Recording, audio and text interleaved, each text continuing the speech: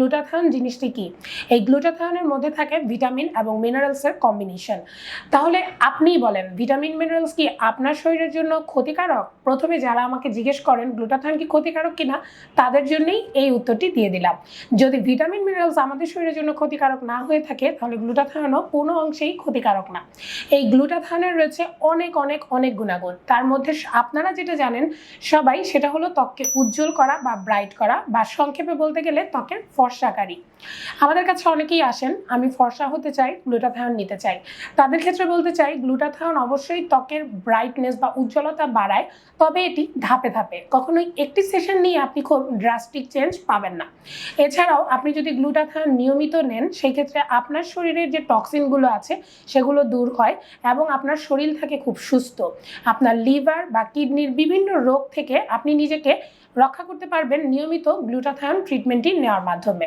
ত্বকের তারুণ্য ভাব ধরে রাখতে চান, বার্ধক্যের ভাব দেরিতে আনতে চান, তাহলে গ্লুটাথায়ন ট্রিটমেন্টটি আপনার জন্য। যারা চান আমার ত্বকে বিভিন্ন দাগ, মেচতা, এই সমস্ত প্রবলেমগুলো রয়েছে, এগুলো যেন না হয়, তাদের জন্য বলবো গ্লুটাথায়ন একটি ভালো ট্রিটমেন্ট।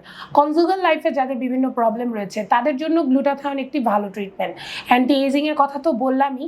সো গ্লুটাথায়ন আপনাকে দিচ্ছে ওভারঅল অনেকগুলো সমস্যার একটি সমাধান, এবং যেহেতু এতে রয়েছে ভিটামিন মিনারেলস, সো আপনার ইমিউনিটি বুস্ট আপের জন্যও কিন্তু গ্লুটাথায়ন খুব ভালো কাজ করে। গ্লুটাথায়ন বিভিন্ন ফর্মে পাওয়া যায়।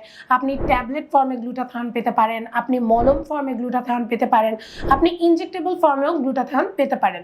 তবে সত্যি কথা বলতে, ট্যাবলেট বা মলম ফর্মে গ্লুটাথায়ন কাজ করতে অনেক লম্বা সময় লাগে এবং আলটিমেটলি খুব বেশি একটা ফলাফল পাওয়া যায় না। আপনি যদি এক্স্যাক্টলি এর ফলাফল পেতে চান, তাহলে আপনাকে অবশ্যই ইনজেক্টেবল গ্লুটাথায়ন নিতে হবে। আপনি গ্লুটাথায়ন নেওয়ার জন্য এলিজেবল কিনা, আপনার কয়টা সেশন লাগতে পারে এবং আপনি গ্লুটাথায়নটা কখন নেবেন, এগুলো জানার জন্য অবশ্যই একজন পরামর্শ করে আপনি এই ট্রিটমেন্টটি নেবেন। এবং এই ক্ষেত্রে কিছু বাধ্যবাধকতা থাকে। আমরা সবাইকে যে গ্লুটাথায়ন দেই তা না, আমরা কাদেরকে গ্লুটাথায়ন দিব না সেটা অবশ্যই আমাদের সাথে কনসাল্ট করার পরই আপনি জেনে যাবেন। আজকের ভিডিও এই পর্যন্তই। সবাই ভালো থাকবেন, সুস্থ থাকবেন, আমাদের সাথেই থাকবেন।